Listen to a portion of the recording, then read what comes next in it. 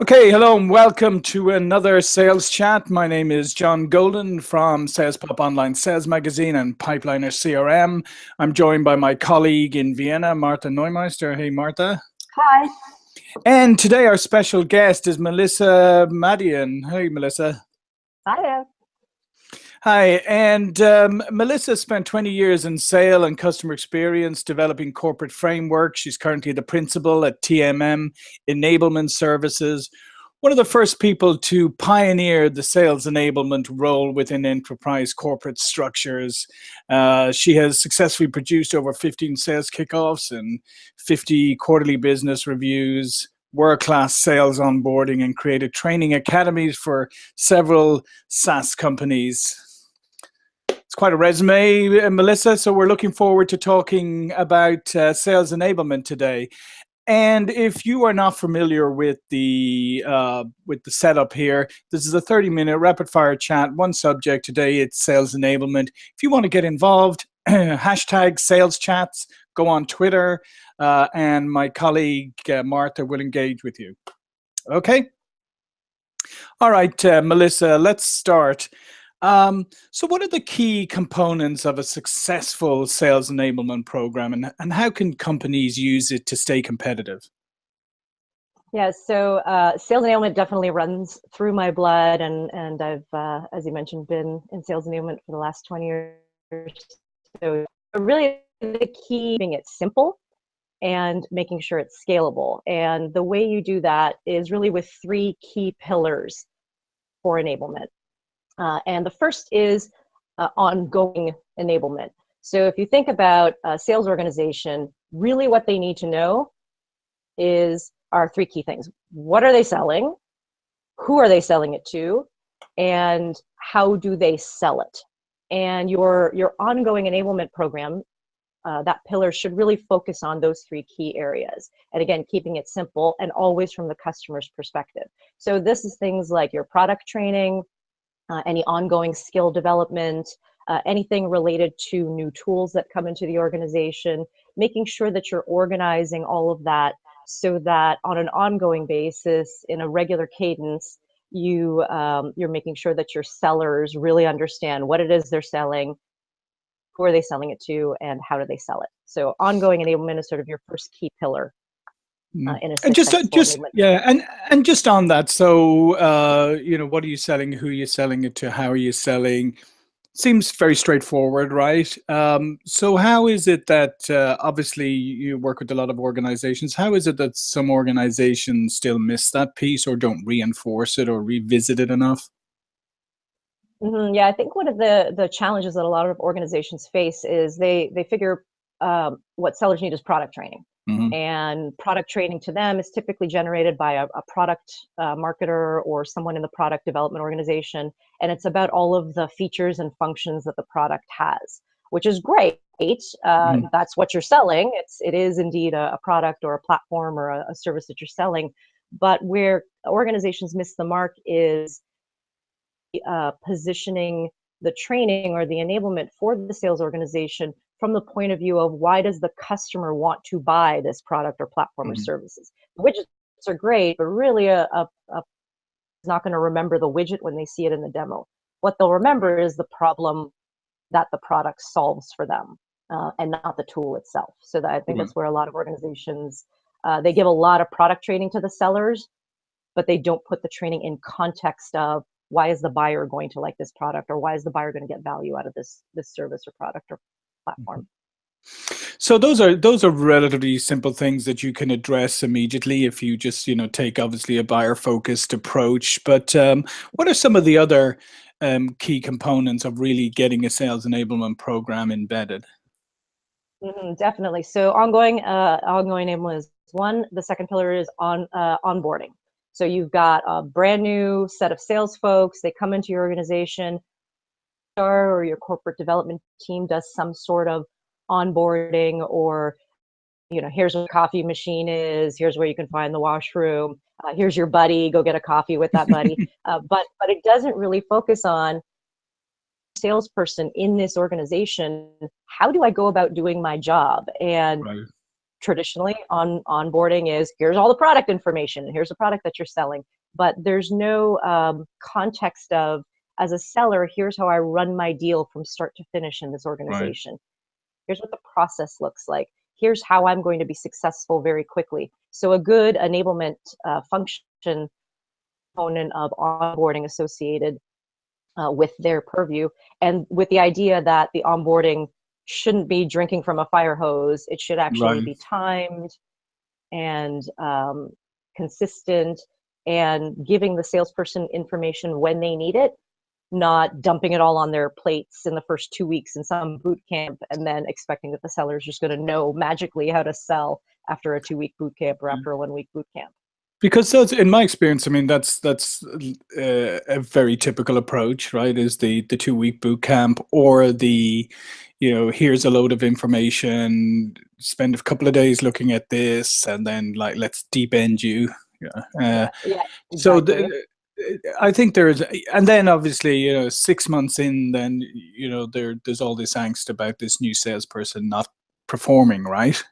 Exactly, or they get burnt out or freaked out because I feel like I should be more successful because I had this boot camp, but I don't feel like I'm successful, and it actually affects the sellers of their position in the business. Yeah. So from your point of view, I mean, onboarding should be a much longer, more drawn out process and systematic process over time, right? Exactly. You wouldn't, so for a brand new quota bearing rep in their first couple of weeks, you probably wouldn't talk to them or train them on how to negotiate a contract in your business, because that's not where they are in the context of their journey within the organization. What you want to do is, it's almost like the military. The salesperson's on a need-to-know basis, and at a certain point in their journey, they don't need to know certain things, and you drip information on them in an order that makes sense for the majority. Now, you may have some sellers that are super keen and want to learn everything, and they just hit the ground running. But you want to plan an onboarding program for your majority in a very timed approach, kind of like a lead nurturing program in marketing automation. You want to drip content and information and training and role plays at the right time for your salesperson, so that it's effective for them. Okay, so that's onboarding. What's the next piece you need to put in place? Yeah, so the final piece, the third pillar, so we've got ongoing, we've got onboarding, and the final piece is recruiting. And I think a lot of sales and sales enablement functions neglect the recruiting piece. Not to step on HR's toes or anything, because there is definitely a function of HR to try and bring people in. Really successful sales organizations and sales enablement functions do is actually take a look at, what does good look like in our organization, and what is almost the ideal rep profile, kind of like in marketing when you're looking for your ideal customer profile. It's your ideal rep profile that is successful in your business. And then going out and actually providing HR with the competencies or the traits or the skills or the cultural markers that make that salesperson successful. So then HR can go and recruit in and find those folks, versus just finding a salesperson who's got a great Rolodex and they're able to close business. Because a successful salesperson at one organization may not necessarily be successful at your organization. A set of processes or tools or a complex selling environment that may not match, or even a culture that may not necessarily match a seller who's got a great Rolodex and a great track record at another company. Yeah, so I mean, I like really that third piece. Yeah, I like that thought of going and looking at your own people, because there's most salespeople, even the best salespeople, don't actually know why they're good. There's this this concept of unconsciously competent, right? They just do it. So it does take somebody, a sales manager, somebody else on the outside, to actually sit down and study and start to look at, what are the traits that the best salesperson exhibits that are transferable or repeatable, and that can actually be transferred to someone else. So I mean, I really like that idea of looking at the people who are successful in your organization and figuring out why they are successful, and not just why they are successful, but why they are successful in this particular job, in this particular industry or market or whatever you're selling, right? Exactly, too, and how to scale that as well. So Mm-hmm. as you add new folks in, how can you scale the organization, or where's the organization going, and what do those skills look like for those sellers, so that you can bring in folks that will match that need for scale.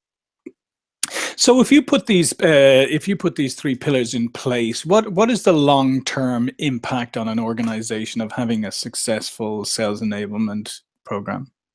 So it's a great question. I'm actually going to answer the question by telling you what happens when you don't put these things in place. And as you can probably tell, I'm in a hotel room. I'm in San Francisco participating in Dreamforce this week.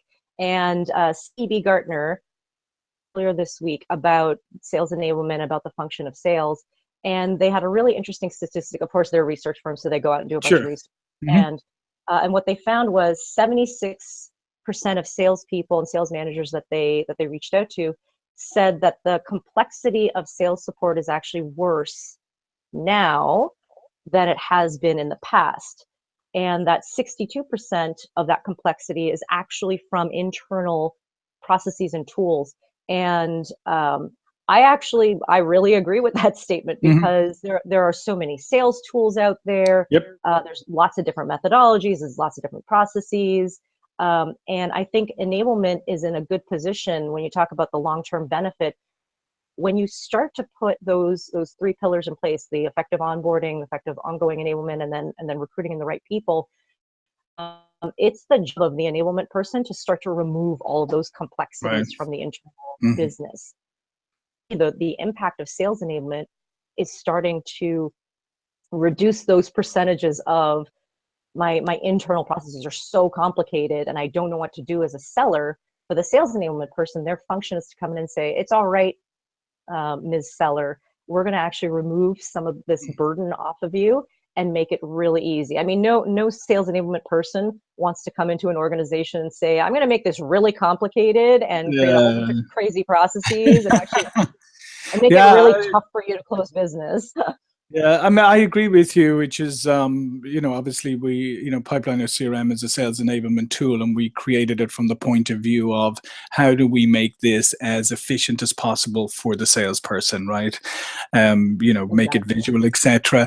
But I agree with you that there is a shiny new toy syndrome out there, and there is 50 bazillion point solutions being produced for sales. I mean, for other functions too, but sales just seems so inundated, and that there is that tendency or temptation to run after and grab all these tools, and before long your effectiveness is going down because one seller's using these three tools on top of their base tools, another one's using and they're hoping that they're silver bullets, even though they know silver bullets don't exist, and it's having a negative impact. So I like that idea of simplification, because at the end of the day, I was just going to say, at the end of the day, there's a principle in lean, right? In that when you look at your process and you ask yourself, would a customer pay if they knew some of the money they're paying you was going towards that process? Would they pay for it?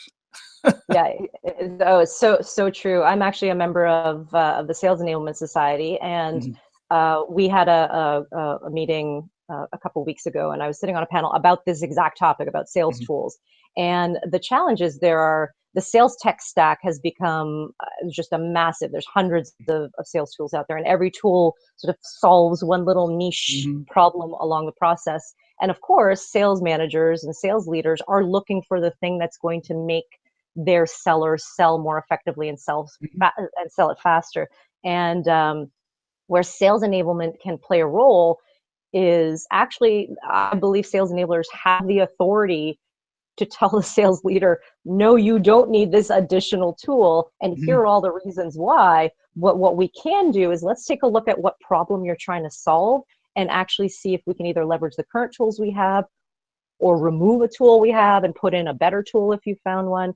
Or maybe it's a process problem. Maybe we need to fix the process because the process is too complicated And that's why you feel you need a tool to solve a problem that actually is a process issue.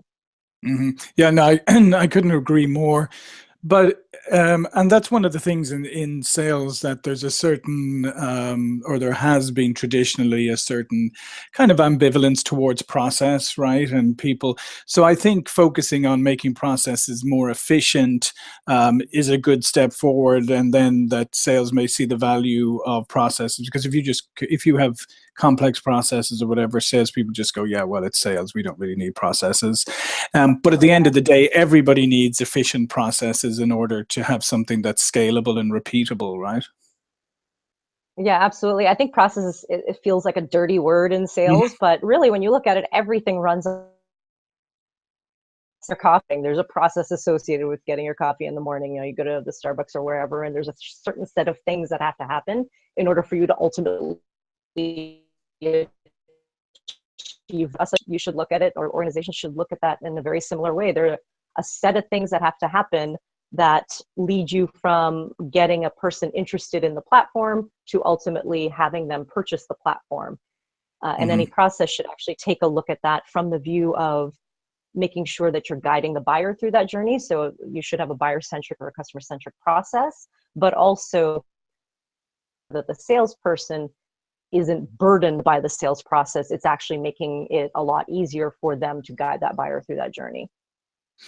And so, okay, so you established the role of sales enablement, and then how do you build a consensus around it? How do you avoid it being seen like, oh, there's a sales, a while back they created a sales operations person, now they're creating a sales enablement function. What's going on there? How do you build consensus around it, and how do you demonstrate the value of it and avoid that kind of rather sort of jaundiced view that sales often have of these so-called new positions? Yeah. Oh no, another person to tell me what to do. Why don't you just leave me to Exactly. go sell, for sure. Yeah. You absolutely need executive and leadership buy-in if your role or if your organization is going to create this role of sales enablement and a sales operations role as well.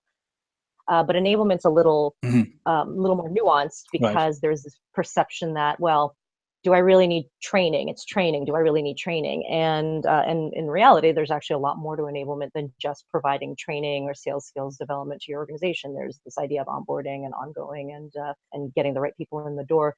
So you absolutely need leadership buy-in. Your chief revenue officer, your head of sales, customer officer, whoever it is that's responsible for your sales function, should absolutely agree that one, or having a role in place that is there to help your sellers close more business faster, while also maintaining a great customer experience that ultimately builds customers and creates a stream of revenue. That is really what the role of enablement plays. But if your leadership doesn't believe in that, or doesn't believe that a role like that can happen in an organization, then it's all going to fall apart. I've seen organizations that they have a sales enablement person, or they put a great sales enablement process or practice into place, and when your leadership might be, or your leader might be bought into it, but if your frontline managers aren't bought into it, then it all starts to fall apart. Yeah. Fortunate. So there definitely doesn't need to be a trickle down effect from the top, the frontline managers, to show how important it is that this enablement function exists. And there's an ownership side on the enablement person too. They need to show that what they're putting into place isn't there just another training tool or another training package or another piece of the process. They need to show that what they're putting in place is actually designed to help make them better. And how can they do that with the salespeople? How can they? What are some ways that they can quickly build a good rapport with them, and salespeople can see them as valuable rather than a nuisance? Yeah, what I've done in the past and where I've seen work really well is starting to pick your top reps that will buy into the process, or actually do feel that they need something, or are interested in getting to that next level, and starting to work with them first to put in some of the processes in place and actually get their buy-in. What works well for you? Why are you successful?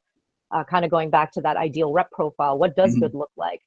And getting them actively engaged so that they can help be your mouthpieces throughout the rest of the sales organization. Because sales is a very collaborative functions. So if I see, as one seller, if I see my colleague who's crushing her numbers, and clearly she's doing something right, so I want to know what she's doing, and so that I can start crushing my numbers.